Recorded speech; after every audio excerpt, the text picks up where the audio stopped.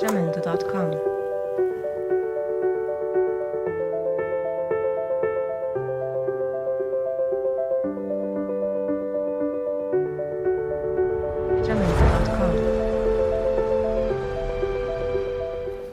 Buenas tardes, bienvenidos al programa La Voz Inclusiva Radio, programa radiofónico y audiovisual en el que hoy abordamos el ciclo Mujer y Deporte, nuestras heroínas. Hoy hablaremos en este programa sobre las creencias, la fortaleza mental que necesitan los deportistas para seguir adelante, para llegar a lo más alto. Y en la segunda parte del programa tenemos una visitante de excepción en el programa, una entrevista grabada con Joana Pastrana, 3 veces campeona del mundo, así como con su manager, Álvaro Gil Casares. Bien, recordemos que este espacio es apoyado y patrocinado por Desarrolla tu Mente, formación en neurociencia aplicada al deporte, coaching deportivo y gestión de entidades deportivas. Como hemos dicho, hoy tenemos el programa como habitualmente hacemos dividido en 2 partes. Y esta vez queríamos tratar la fortaleza mental, las creencias. Esta parte de creencias de la que soy especial adicto se va a dividir en 2 partes. Hoy hablaremos de ellas, muy relacionadas con la actitud y el comportamiento de los deportistas, y la retomaremos probablemente en menos de 2 semanas, en la que veremos qué hacer con estas creencias normalmente limitantes, estas creencias negativas, cómo podemos transformarlas, cómo podemos convertirlas en algo mejor. Cuando somos deportistas o trabajamos con deportistas, nos encontramos con muchas sorpresas, nos encontramos con aspectos de su desarrollo personal y profesional que están coartados, que están limitados totalmente por ciertos motivos que vienen o de lejos, de su niñez o de su juventud, o incluso limitaciones actuales también que pueden venir de dentro, de su propio concepto de cómo son o del exterior. El objetivo claramente es no tener límites. El objetivo es ser feliz con lo que haces, desarrollarte deportivamente y, si eres competidor, llegar a lo más alto por encima de tus compañeros o de tus competidores. ¿Cómo trabajamos esta parte de la fortaleza mental? La fortaleza mental tiene muchos aspectos a valorar, no solo las creencias, sino también los apegos que llevas contigo, las anclas a las que te refieres. Todo este lenguaje, normalmente de coaching deportivo o incluso de psicología deportiva, aquí lo que hablamos habitualmente es terminología de coaching. Todo este elenco de herramientas, anclas, apegos, creencias, valoraciones, etcétera, lo que hacen es componer tu mapa de posibilidades, tu mapa de profesionalidad, digamos, y de capacidad para llegar a donde quieres llegar. Vamos a analizar hoy las creencias dadas por nuestra biología, por nuestra experiencia, las creencias limitantes que tenemos, para en otro programa ver cómo las podemos transformar. También utilizaremos en esta transformación herramientas como son las anclas, que son esos hechos, esas personas, esos objetos o esos hechos y esa experiencia que te hace y te permite agarrarte a ellas y poder mejorar y poder superar los retos del día a día. Recordemos que nuestras creencias limitantes no solo están afectándonos cuando hay un combate final o cuando hay un partido importante o cuando hay un evento importante, simplemente nos están limitando día a día, tanto profesionalmente, deportivamente como personalmente. Los apegos, igualmente importante, apegos a cosas y a personas. ¿Cuándo no hemos oído hablar o a quién no le hemos oído hablar del apego que tenía por un entrenador en particular, por un compañero en particular o, por supuesto, a nivel personal, por la pareja o por amigos? Esos apegos, cuando son apegos excesivos, tienes una adherencia excesiva, llegan a ser totalmente contraproducentes y negativos. Bien, hablando de la fortaleza mental, podríamos definirla como la capacidad que posee un deportista para desempeñarse como tal firmemente en la categoría siguiendo la categoría superior en sus talentos y habilidades, llegando a esa categoría superior en sus habilidades, sin importar cuáles sean las circunstancias competitivas. Como decíamos, no hace falta que sea el momento final o el clímax de una competición, sino en cualquier parte de esa competición o de ese entrenamiento y del inicio. En el libro El viaje del héroe se trata la pasión, la ilusión, pero luego también el entrenamiento, la competición y la vuelta a empezar después de esa competición. Está siempre presente la fortaleza mental en todos sus aspectos. ¿Qué necesitamos para estar, pues bien ubicados con una fortaleza mental importante? Lo que necesitamos es compromiso, necesitamos tener un objetivo, necesitamos estar motivados, saber dónde queremos llegar y qué estamos dispuestos a dar para llegar ahí. Necesitamos control, necesitamos poder manejar las emociones, el estrés, las presiones. Necesitamos, muy importante, conocer cómo está configurada una emoción de miedo, de asco, una emoción de odio o las sensaciones que producen estas emociones. Un tercer punto que hay que controlar es la confianza. La confianza en sí mismo, la confianza que te llega de fuera y la confianza que tú mismo estás fabricando. La concentración, mantener la atención en las prioridades, bloquear y eludir distracciones, mantener el foco, focalizar. Y conocimiento de sí mismo, finalmente, para poder tener confianza, para poder tener control, para comprometerse y para mantener una concentración, tienes que conocerte a ti mismo, tienes que conocer tus fortalezas y tus limitaciones. Tienes que conocer cómo actúas en unas situaciones u otras. Si logramos controlar, si logramos potenciar estas 5 Cs, compromiso, control, confianza, concentración y conocimiento de ti mismo, realmente tienes una base muy potente y muy poderosa para tener una alta fortaleza mental, un concepto muy amplio. Si yo realmente estoy convencido de mis objetivos, tengo claro a qué aspiro y qué significado tiene para mí, realmente lo que estoy haciendo, es decir, el conocimiento de lo que me aporta, puedo poner el esfuerzo a diario para realizar esas tareas de entrenamiento sin dejarme llevar por la presión, sin dejarme llevar por la competición, por el estrés, etcétera, etcétera. Es decir, mantengo el control. En este caso, como hemos dicho, hay 3 patas que entran en juego, o que pueden entrar en juego, entre otras: creencias limitantes, apegos y anclas. Centrándonos en las creencias limitantes, José Ortega y Gasset decía, las creencias son la base de nuestra vida. Las ideas se tienen, una frase suya, las ideas se tienen, en la creencia se está. La creencia es un hecho, la creencia es lo que nos hace o nos da esa realidad que necesitamos controlar y transformar. Tenemos que ser conscientes también que modificando nuestras creencias estamos cambiando el curso de nuestra vida, no solo el deportivo, sino el personal. Todos vemos a alguien por la calle o estamos en una reunión y vemos a una persona que parece feliz, cabeza alta, echada para adelante, como se suele decir, y digo yo mucho, orgullosa de sí mismo, orgullosa de lo que está contando, orgullosa de estar escuchando. En cualquier momento se la ve como que desprende una energía diferente. Esta energía diferente la tiene dentro porque realmente se cree que puede llegar a donde quiere llegar. Se cree que tiene la actitud y aptitud con C y con P necesarias para tener lo que llamamos este superpoder de los creadores de vida que somos al final. Todo esto llevado al deporte lo vemos todos los días, obviamente no hace falta. Hoy tendremos un claro ejemplo de fortaleza mental con Joana Pastrana, 3 veces campeona del mundo, 2 veces campeona de Europa, que nos va a dejar una secuencia de su persona y de sus métodos, porque esto obviamente hay que trabajarlo. Las creencias, esa luz que desprendes de seguridad en un campeonato, en una competición, no se crea por sí misma ni es algo etéreo, es algo concreto y es algo que se practica.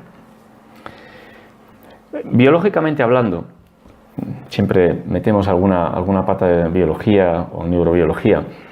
El cerebro es el responsable de controlar y coordinar el organismo, tanto de forma consciente como inconsciente.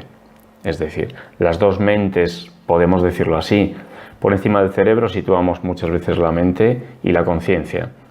Entonces, nuestro cerebro trabaja de forma consciente e inconsciente. La mente consciente es la creativa, es la que dirime nuestros pensamientos, se basa en la experiencia, es capaz de pensar, razonar, tiene una presencia diaria, por supuesto, pero luego está la mente subconsciente, que funciona puramente como una máquina.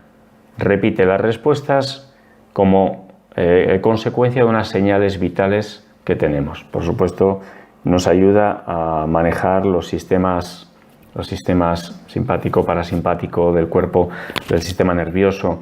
Nos permite no estar controlando lo que tendríamos que controlar si tuviéramos que pensar cada acción que hacemos. Pero también no solo funciona a nivel corporal, también funciona a nivel psicológico. Si la mente consciente es la que genera nuestras emociones, las emociones derivan de una respuesta de nuestro cuerpo a informaciones que nos da el medio ambiente. Volvemos de nuevo a los antepasados, a las cavernas, cuando teníamos una situación de peligro y el cuerpo inmediatamente, que es lo mismo que hacemos ahora, pero nuestro cuerpo biológicamente se ha ido con miles de años adaptando a dar respuestas emocionales a situaciones de, por ejemplo, peligro, que es la más habitual, la emoción del miedo. Siento miedo y tanto mi cuerpo como mi cerebro se adapta a ello y me protege.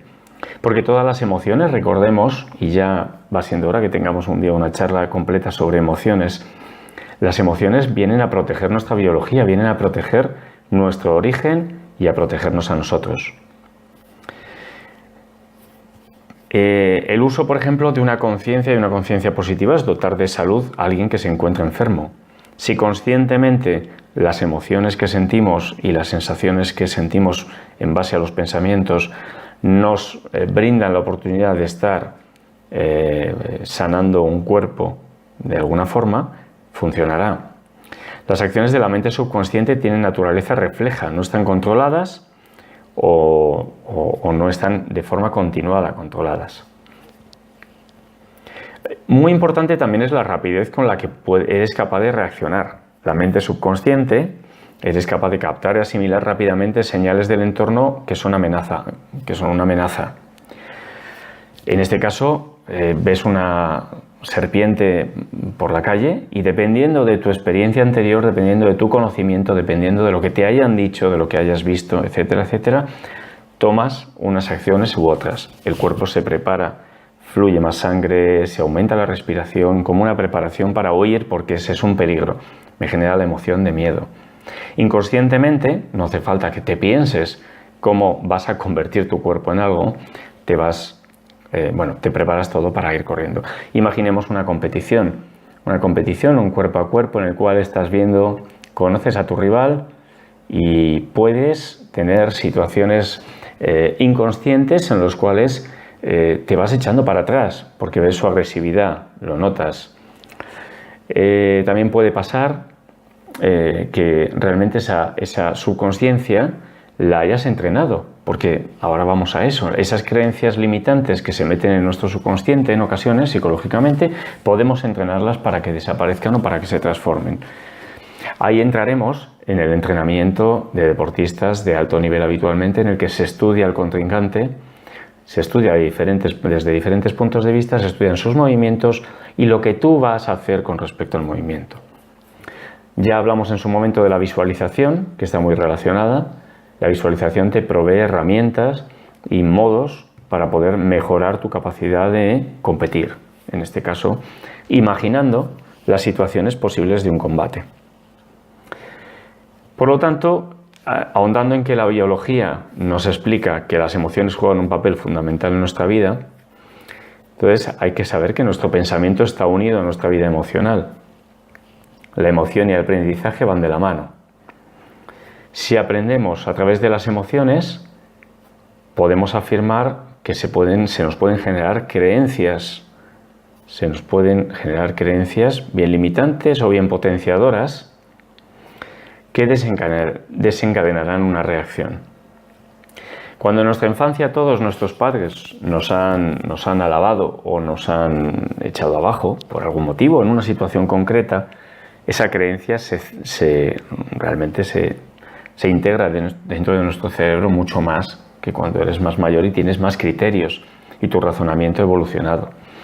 El ejemplo más simple de todos: si en nuestra infancia mi padre me dice que los gusanos que pasean son negativos, tienen enfermedades, son caca, no se tocan y no se pueden comer, nos induce a pensar, nosotros traducimos que los gusanos son peligrosos y la emoción que nos produce será asco.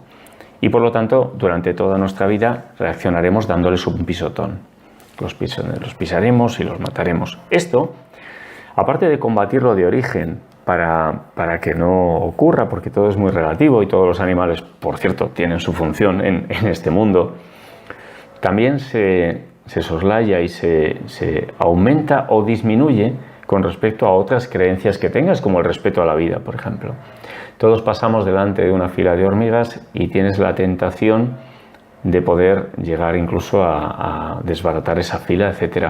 Pero tu respeto a la vida, tanto humana como animal, te puede decir: no hagas eso, no tiene sentido, estás gratuitamente matando animales que no tiene ningún objeto. Este tipo de creencias son sencillas de entender. Y yéndonos a las creencias que nos limitan, no este ejemplo sencillo de gusanos, animales, etc. La creencia limitante es una percepción de la realidad que nos impide crecer, nos impide desarrollarnos básicamente. Esa creencia no es totalmente cierta porque tú tienes la capacidad de cambiarla. Por lo tanto, entramos en los modos en los que la persona es capaz de controlar su destino y controlar lo que va a conseguir en su vida y en su deporte.